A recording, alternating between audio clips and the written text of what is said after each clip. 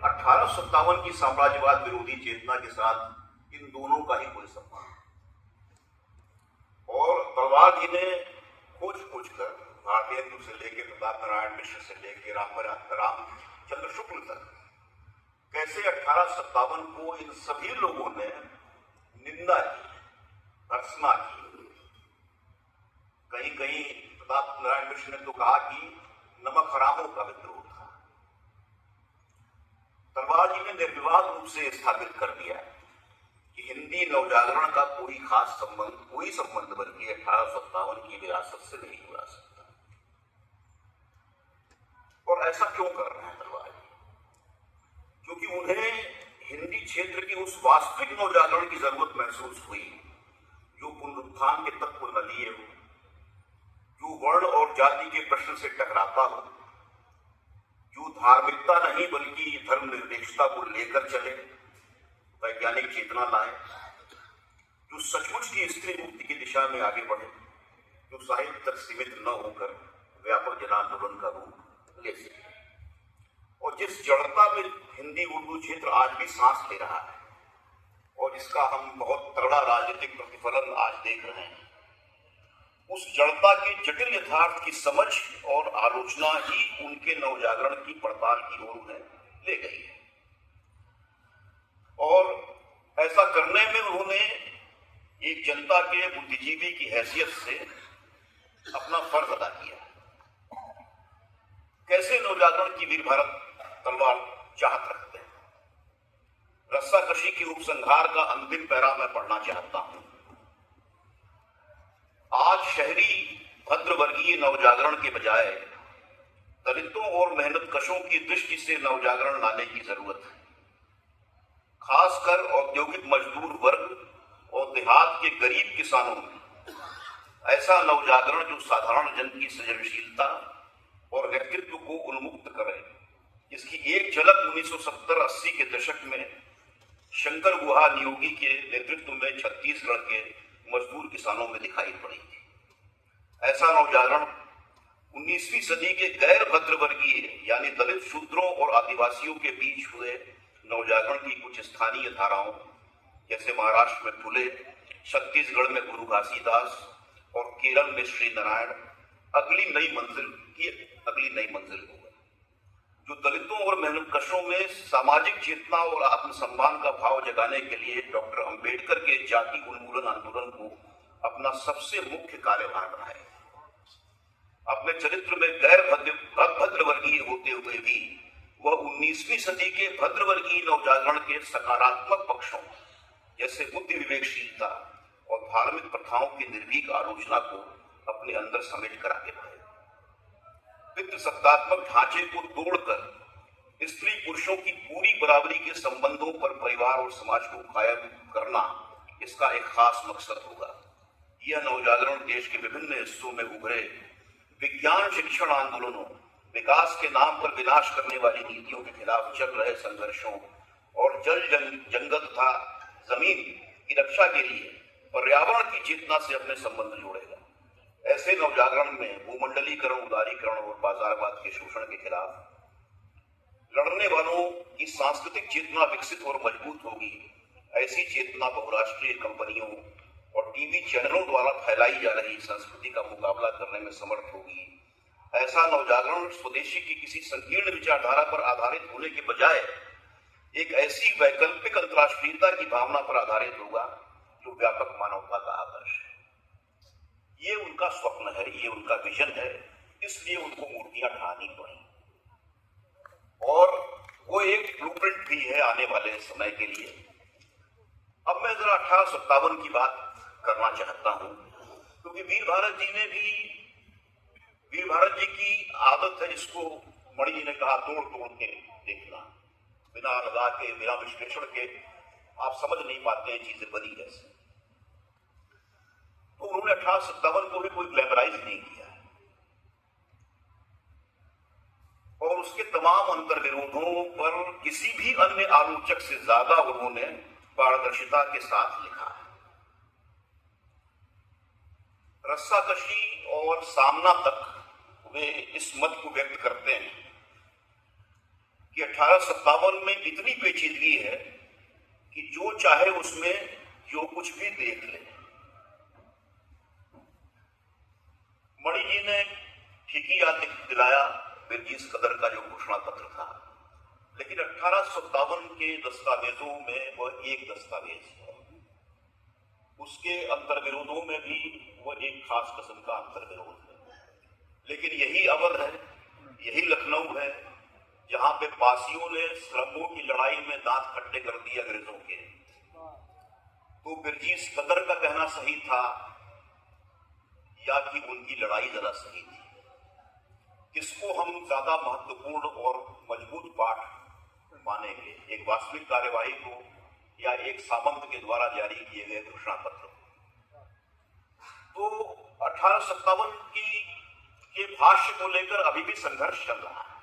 वीर भारत तलवार ने लिखा कि खाली वर्दीधारी किसान ही नहीं थे, उसमें उलेमा भी थे, व्यापारी भी थे, धार्मिक किस्म के लोग भी थे, तमाम तरह के लोग थे। इसमें ऐसे लोग भी थे जिनमें पुनरुत्थान और प्रतिक्रियावाद के तत्व थे। जाति का प्रश्न कोई हल तो नहीं हो गया था वहां, वगैरह वगैरह। लेकिन अगर आप ध्यान से देखें तो ज्यादा सामंत अंग्रेजों के पक्ष में थे, ज्यादा राजे रजवाड़े अंग्रेजों के पक्ष में थे। ये कितने थे? गिने चुने, कुंवर सिंह और नाना साहब और लक्ष्मीबाई और हजरत महल, कितने लोग थे, और उधर बाकी सब उनके साथ थे। और बाकी सारे अंतर्विरोध उसके थे, लेकिन उनकी जनताओं ने इस बगावत में क्यों जमींदारों के अन्नागार लूट लिए और क्यों महाजनों की बहियां जला दी? जिन्होंने ऐसा किया, क्या वे सब पुनरुत्थानवादी थे या वे सब समाज के ऊपरी तबके के लोग थे, जिनको अगर कहते हैं कि इलाहाबाद के से लेकर वाराणसी तक कोई गांव नहीं बचा था जहां अंग्रेजों ने जो है लोगों का, ग्रामीणों का कत्ल करके पेड़ों पे लटका न दिया, तो क्या ये सारे लोग जो मारे गए थे वो क्या किसी एक ही समुदाय के थे? तो 1857 अभी भी कोई जल्दीबाजी करने की जरूरत नहीं है कि उसके बारे में कोई फाइनल जजमेंट प्रोनाउंस करें। लेकिन असंदिग्ध रूप से, जैसा कि कार्ल मार्क्स ने कहा कि वह एक नेशनल रिवोल्ट और सावरकर 1857 पे उसकी 50वीं वर्षगांठ पे लिखते हैं, बगावत और वफादारी में जो अंतिम पैराग्राफ है उसमें तलवार जी उसका जिक्र भी करते हैं। लेकिन उसमें उस जिक्र से अलावा में तलवार जी एक निष्कर्ष तक पहुंचते हैं जो मैं आपके सामने पढ़ देता हूं कि सारे अंतर्विरोध हैं तमाम तरह के। कोई धर्मनिरपेक्ष आधार पर नहीं विकसित हुआ, लेकिन हिंदू मुस्लिम एकता का आधार है।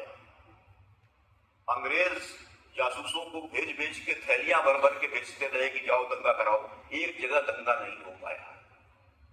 तो ठीक है, धर्मनिरपेक्षता तक नहीं पहुंचा था। हिंदू और मुसलमान बने रहते हुए अंग्रेजों से लड़ रहे थे। ये सब होते हुए भी उन्होंने लिखा है, वो एक निष्कर्ष तो निकालना होगा। किसी भी चीज में 2500 अंतर्विरोध होंगे, लेकिन उसका केंद्रीय अंतर्विरोध क्या है? केंद्रीय अंतर्विरोध तो साम्राज्यवाद का विरोध ही था, और तार्किक रूप से साम्राज्यवाद विरोध की जो विचारधारा जितनी भी अपरिपक्व स्थिति में हो उसको राष्ट्रवाद कहा जाता है। 1857 से तलवार जी लिखते हैं, 1857 से पहले हमारे पास अपने राष्ट्रीय स्वाधीनता संग्राम का कोई स्थायी प्रेरणा स्रोत नहीं था और न कोई प्रतीक था। 1857 में जो कुल भारत का पहला स्वाधीनता संग्राम था, हमारे राष्ट्रीय स्वाधीनता आंदोलन को एक मूल्यवान प्रेरणा स्रोत और प्रतीक दिया, और यह प्रेरणा स्रोत और प्रतीक वह खुद बना। हमारी ऐतिहासिक चेतना में वो भारत राष्ट्र की स्वतंत्रता के संघर्ष की महान स्मृति बनकर अमर हो गया। लेकिन ऐसा अपने आप और तुरंत नहीं हुआ। देहाती किसानों की चेतना में वह भले ही शुरू से विद्रोही नायकों की वीरतापूर्ण कारनामों का वर्णन करने वाले किस्सों और लोकगीतों के रूप में अमिट रहा, लेकिन शहरों के शिक्षित मध्य वर्ग के बीच यह दशकों तक निंदा का ही विषय बना। और फिर वो सावरकर की किताब का जिक्र करते हैं और ये कहते हैं कि ठीक है, भारतीय लेखकों में वही पहले थे, ऐसे तो मार्क्स ने ही एक तरह से पहला नेशनल रिवोल्ट कहा था। इस तरह कंक्लूड करते हैं उस पैराग्राफ को। इस तरह 1857 भारतीय जनता की स्वतंत्रता की आकांक्षा, उसकी वीरता और उसकी प्रतिरोध का एक गौरवपूर्ण प्रतीक बन गया। वो हमारे नए राष्ट्रीय इतिहास बोध का एक मूल्यवान तत्व बनकर विकसित हुआ। लेकिन 1857 की यह छवि आधी सदी बीत जाने के बाद ही बन सकी। शहरी शिक्षित मध्य वर्ग के नेतृत्व में राष्ट्रीय आंदोलन का नया दौर उभरने और शिक्षित वर्गों द्वारा 1857 की विरासत को अपना लेने के बाद ही बन सकी। अब मैं ये भी कहना चाहता हूं कि 1857 के बारे में नक्सलवाड़ी की क्रांतिकारियों की भी एक समझ थी और उस शुरुआती दौर में सबसे बढ़िया वो किसी किताब के रूप में नहीं बल्कि उत्पल दत्त के लिखे हुए नाटक और खेले हुए नाटक महाविद्रोह में दिखाई पड़ती है। और उन्होंने अब तक चले आ रहे 1857 से संबंधित जो कॉमन सेंस बना हुआ था और विमर्श चल रहे थे, उसको उलट के रख दिया उसी। वो बहुजन नायक है उस नाटक के। और यही समय था जब नक्सलवाड़ी आंदोलन अपने शीर्ष पर पहुंचकर दमन का शिकार हो रहा था। उस पृष्ठभूमि में वो नाटक वो खेल रहे थे और उन्होंने सिर्फ उस समय तक कोई मार्क्स एंगल्स की भारत संबंधी लेखों को ही नहीं पढ़ा, अनेक जो उपेक्षित अभिलेख थे उसको इकट्ठा किया, उस समय की पत्रिकाओं और अखबारों की कतरनें इकट्ठा किए, सांख्यिकीय साक्ष्यों का सहारा लिया और उसके बाद उस नाटक को तैयार किया। पहली बार 1857 को पॉलिटिकल इकोनॉमी, वर्ग, जेंडर, जाति, धर्म, राष्ट्रवाद और उपनिवेशवाद के अंतर संबंध पहलुओं के बीच रखकर देखा गया उस नाटक में। और उन्होंने दिखाया कि इन सब अंतर विरोधों के बावजूद भी इस आंदोलन की मूल प्रेरणा शक्ति के रूप में आम जनहित थे। और 1973 में उसे खेलकर दमन झेल रहे नक्सलवाड़ी आंदोलन के आलोक में उन्होंने औपनिवेशिक और उत्तर औपनिवेशिक जो सत्ताएं हैं उनकी निरंतरता को रेखांकित किया कि जैसे दमन उस समय था बगावत का, वैसा ही समग्र दमन स्वतंत्र भारत की राजसत्ता भी कर रही है। उसी के कुछ दिन बाद, कुछ सालों बाद इमरजेंसी लगी। तब तक सबाल्टर्न स्टीरियोग्राफी का कोई बहुजन भाष्य नहीं आया था 1857 को लेकर। तब तक गौतम भद्र की वो लेख फोर रेबल्स ऑफ 1857 भी प्रकाशित नहीं हुआ था, जिसमें उन्होंने 4 नायकों को लिया, रियल के नायक। एक छोटा जमींदार है, एक किसान जाति का युवक है, एक गरीब आदिवासी युवक है और एक मौलवी है जो अलग अलग इलाकों में विद्रोह को संगठित कर। लेकिन पीपल्स लिटिल थिएटर के माध्यम से उत्पल दत्त, जो स्वयं तलवार जी के भी जानने वाले थे और मित्र थे, उन्होंने अपने नाटक में उस महासमर की एक नई व्याख्या पेश की। और वो व्याख्या एक तरह से कहिए कि उस आंदोलन की प्रेरणा से निकली थी जिसका दमन उस वक्त हो रहा था। और उत्पल दत्त कई बार जेल भी गए, आपको मालूम है। एक बार तो 6 महीने वो प्रेसिडेंसी जेल में बिना ट्रायल के रहे। तो नवजागरण का जो एक स्वप्न है और एक जो अंतर्दृष्टि है और जैसा नवजागरण वो चाहते हैं तलवार जी, उसी दृष्टि से उन्होंने अस्मिता के विमर्शों को भी देखा है। उसको ठीक ही उत्पीड़ितों का विमर्श करते हैं। अब दलित साहित्य पे सुबह से लेकर अब तक बहुत सारी बातें हुई हैं, हमने बहुत कुछ सीखने को मिला है। करदम जी की बहुत सारी बातें बहुत ही विचारणीय थी। और मैं याद दिलाना चाहता हूं कि जब दलित साहित्य का उभार हिंदी में हो रहा था तो जो स्थापित प्रगतिशील आलोचना थी उसने बहुत खुले मन से उसका स्वागत नहीं किया। लेकिन जो नक्सलवाड़ी की चेतना से प्रभावित बुद्धिजीवी थे उन्होंने उसको हाथों हाथ लिया, चाहे वो मैनेजर पांडे हो, चाहे वो वीर भारत तलवार हो, चाहे वो रामजी राय। और ये साक्ष्य के आधार पर कह रहा हूं। उन्होंने अपनी वर्ग दृष्टि नहीं छोड़ी। दूसरा कारण यह है, जाति के प्रश्न के बारे में मैं फिर उस नक्सलवाड़ी के आंदोलन के अनुभवों की बात कर रहा हूं कि दमन के बाद जब नक्सलवाड़ी का आंदोलन जगह जगह फिर से उठ खड़ा और संगठित होने की कोशिश करता है, तो एक तरफ तेलंगाना में, दूसरी तरफ मध्य बिहार में, तीसरी तरफ छत्तीसगढ़ में शंकर हुआ योगी का दुर्मिलाई में, चौथी तरफ झारखंड में MKSS का, ये सब जो मूवमेंट्स हो रहे हैं, अब इन सारे आंदोलनों में उन्होंने अनुभव किया भूमिहीन मजदूर और गरीब किसानों का एक बड़ा तबका दलित है या कुछ जगहों पर आदिवासी है। वर्ग संघर्ष का कोई भी रूप दलितों के आर्थिक राजनीतिक हितों के साथ साथ उनके सामाजिक शोषण, उनके मान सम्मान की लड़ाई लड़े बगैर आगे नहीं बढ़ सकता। यह उस आंदोलन के अनुभव का निचोड़, जहां पे वो प्रश्न मिलते हैं कि जब आप वर्ग संघर्ष करने जा रहे हैं तो आपको मान सम्मान की लड़ाई लड़नी पड़ रही है, सिर्फ मताधिकार की लड़ाई नहीं, जो अरबन जनसंहार का कारण बनती है। दलितों वोट देने कहां देते थे उनके, और इन्हीं आंदोलनों से, इन्हीं तबकों से उनको अपने कई जुझारू कार्यकर्ता मिले, नेता मिले और योद्धा मिले। तो मान सम्मान की लड़ाई भी वर्ग संघर्ष का ही रूप है। मध्य बिहार में सदियों से चली आई जो डोला प्रथा थी, यानी गांव की जो दलित स्त्री है उसको अपनी पहली रात जमींदार घर बितानी होती थी, वो डोला प्रथा खत्म हो गई। बड़ी जी शायद तस्दीक करें, अब उसका कोई अस्तित्व नहीं है। बिना लड़ाई के थोड़े हुआ, कौन लोग लड़ रहे थे उस लड़ाई। दलितों ने बाबू साहब लोगों की पैरवी करनी बंद कर दी, उनको देख के खटिया से छोड़ देना उठना बंद कर दिया, बेगार करना बंद कर दिया, और दलितों की बहू बेटियों की इज्जत से खेलने वाले लोगों को कठोर सजाएं जनता ने दी। नागार्जुन की कविता है 77 में, कब होगी उनकी दिवाली। ये जो 7 दलित युवक थे जिन्होंने एक जमींदार की हत्या की थी, जो कि उसने बलात्कार किया, तो उस कविता की कुछ पंक्तियां पढ़ना चाहता हूं। लेकिन ज्यादा हो रहा हो तो बता दीजिएगा, मैं पढ़ता हूं। सातों के सातों चमार थे, अति दरिद्र थे, भूमिहीन थे, करते थे मेहनत मजदूरी, मालिक लोगों के अधीन थे। भूमि हरण बर्दाश्त कर गए, चुप्पी साधी मारपीट पर, गुस्सा तब भड़का बहुओं की, इज्जत जब लूटी घसीट कर। फिर तो सातों के सातों बने भेड़िए बाग हो गए, पुरखे तक धरती पर उतरे, जन्म जन्म के पाक हो गए।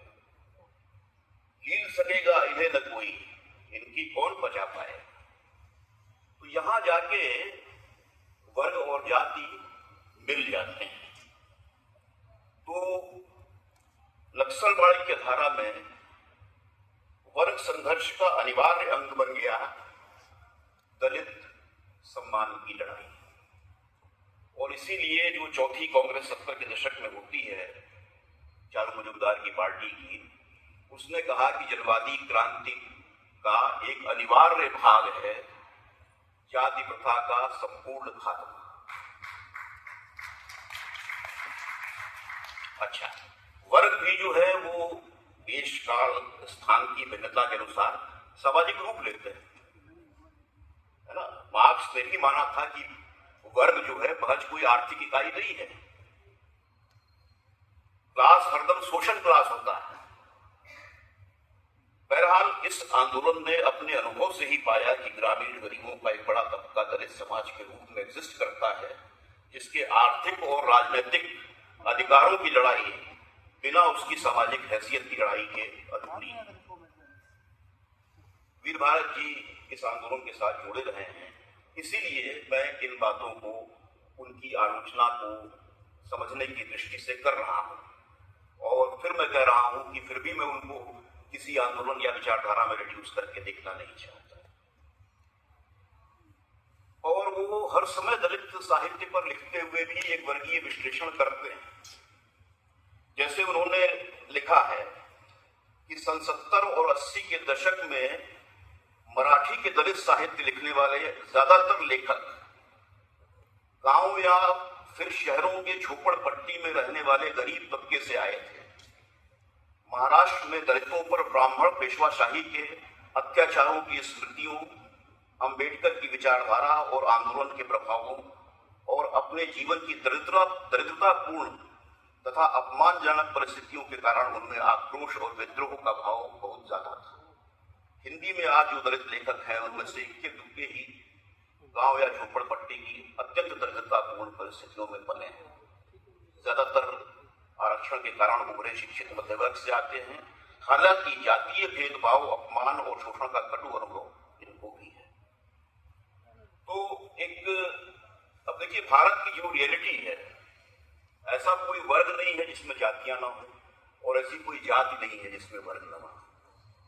ये जटिल यथार्थ है और इस जटिल यथार्थ को हम कोई भी ऐतिहासिक और समाजशास्त्रीय आलोचना में प्रवृत्त हो रहे हैं तो हमें ध्यान में रखना होगा, जिसको लगातार वीर भारत तलवार रखते हैं।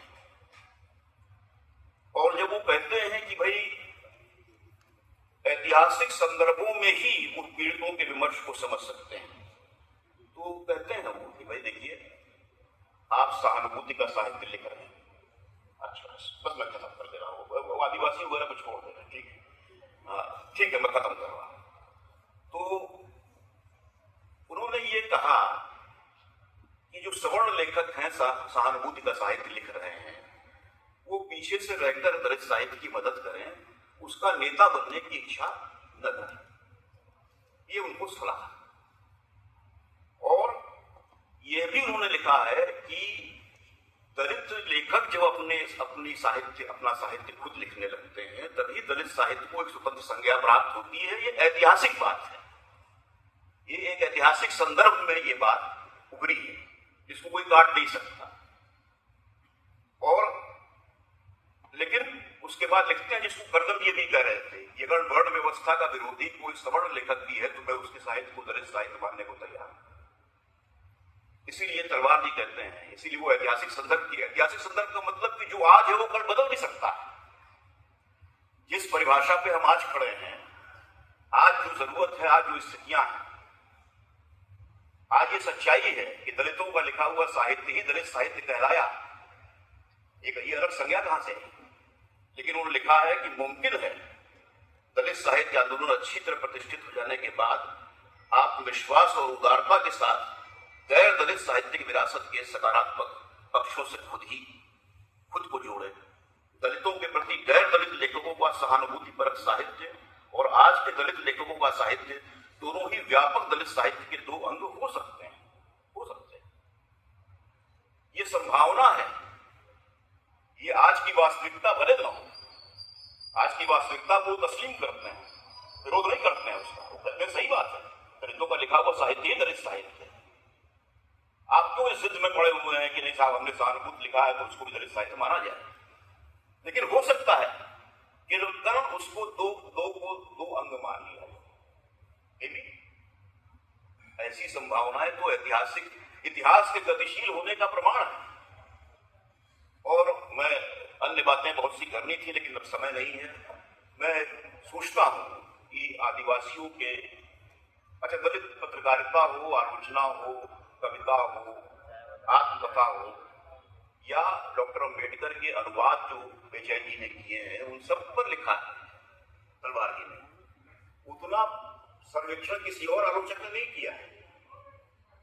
और आदिवासियों को जितना प्यार किया है, जितनी समझ और चिंता के साथ उनके बारे में लिखा है और उनकी विविधता को लिखा है। वो कहते हैं भाई कम से कम दलित साहित्य और आदिवासी साहित्य में सबसे बड़ा अंतर तो ये हो जाता है कि दलित एक भाषा में लिख रहे हैं पूरे हिंदी क्षेत्र में, और आदिवासियों की तो 400 भाषाओं में बहुत कम बच रही है और उसमें सब अलग अलग लिख रहे हैं, अनेक भाषाओं में लिखा जा रहा है। और भी बहुत सारी बातें हैं कि वो देखिए एक ही बास्केट में रख देने के खिलाफ कि आप स्त्री साहित्य को, दलित साहित्य को, आदिवासी को एक बास्केट में मत लिखिए, सबकी अपनी विशिष्टता है। और स्त्री साहित्य के बारे में उन्होंने ये कहा है हो सकता है अनुज लुगुन की जो अपेक्षाएं हैं तलवार जी से वो अब तक उन्होंने नहीं पूरी की है, लेकिन अब तक तो कोई ऐसा आलोचक नहीं है जिसने आदिवासियों के साथ इतनी गहरी अंतर्क्रिया के साथ लिखा। अब आगे भविष्य में ऐसे आलोचक हों, ये तो तलवार भी चाहेंगे, कल को अनुज लुगुन जैसे नौजवान लोग, कवितेंद्र जैसे नौजवान लोग तलवार जी को और लोगों को सरपास कर जाएं, ये तो वो खुद भी चाहेंगे। ये तो कोई भी चाहेगा कि हमसे आगे वाली पीढ़ी जो है हमसे ज्यादा अच्छा लिखे और हमारी कमजोरियों को दिखाए हमको, ताकि हम भी लगातार अपने को पुनर्नवा कर पाए। और स्त्री साहित्य के बारे में उन्होंने बहुत ही महत्वपूर्ण बात कही है कि स्त्री साहित्य खाली इस बात का साहित्य नहीं है कि स्त्रियों का स्वर है या प्रतिरोध है, बल्कि समूचे समाज के लोकतांत्रिक रूपांतरण के लिए आवश्यक है स्त्री को, समूचे समाज के, खाली स्त्री समाज की बात नहीं। हमारा पूरा समाज ही डेमोक्रेटाइज नहीं हो सकता जब तक कि स्त्री मुक्ति के मजबूत आंदोलन न चले। और कुछ कमजोरियां उन्होंने जरूर हिंदी की नारी विमर्श की उठाई है, जिस पर आज फुर्सत नहीं है तो बात नहीं होगी। आप सबने इतना वक्त मुझे दिया।